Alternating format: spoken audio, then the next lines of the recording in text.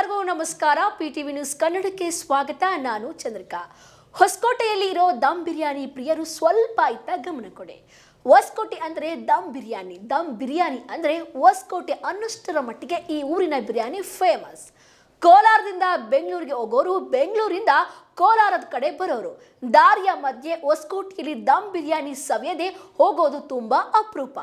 ಬಿರಿಯಾನಿ ಅಂದರೆ ಸಾಕು, ಎಷ್ಟೋ ಜನರ ಬಾಯಲ್ಲಿ ನೀರು ಬರುವಷ್ಟರ ಮಟ್ಟಿಗೆ ಇಲ್ಲಿನ ರುಚಿಗೆ ಜನ ಫಿದಾ ಆಗಿದ್ದಾರೆ.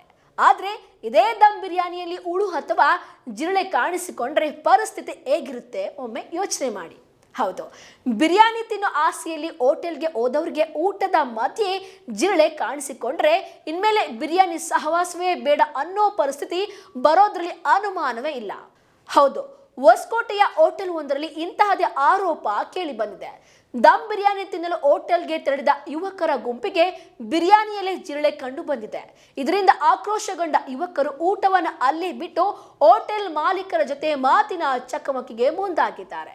ಒಂದು ಕಡೆ ಸರ್ಕಾರ ಹೋಟೆಲ್ಗಳು, ರೆಸ್ಟೋರೆಂಟ್ಗಳು ಹಾಗೂ ಆಹಾರ ಮಳಿಗೆಗಳಲ್ಲಿ ಶುಚಿತ್ವ ಮತ್ತು ಆಹಾರದ ಗುಣಮಟ್ಟದ ಬಗ್ಗೆ ತಪಾಸಣೆ ನಡೆಸ್ತಾ ಇದ್ರೆ, ಆದರೆ ಮತ್ತೊಂದೆಡೆ ಇಂತಹ ಘಟನೆಗಳು ಬೆಳಕಿಗೆ ಬರ್ತಿರೋದು ಆಹಾರ ಸುರಕ್ಷತೆ ಬಗ್ಗೆ ಹಲವು ಪ್ರಶ್ನೆಗಳನ್ನು ಹುಟ್ಟು ಹಾಕಿದೆ. ಜನರು ಹಣ ಕೊಟ್ಟು ಆಹಾರ ಸೇವನೆ ಮಾಡ್ತಾರೆ. ಹೀಗಿರುವಾಗ ತಿನ್ನುವ ಆಹಾರದಲ್ಲೇ ಜಿರಳೆ ಪತ್ತೆಯಾದ್ರೆ ಹೊಣೆ ಯಾರು?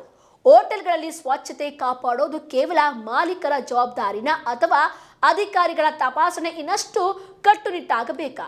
ಈ ಘಟನೆಗೆ ಸಂಬಂಧಿಸಿದಂತೆ ಅಧಿಕಾರಿಗಳು ಪರಿಶೀಲನೆ ನಡೆಸಿ ನಿಜಾಂಶ ಏನು ಅನ್ನೋದನ್ನ ಬಹಿರಂಗ ಪಡಿಸಬೇಕಿದೆ. ಯಾಕಂದ್ರೆ ಬಿರಿಯಾನಿಯ ರುಚಿಗಿಂತ ಮೊದಲು ಜನರ ಆರೋಗ್ಯ ಮುಖ್ಯ.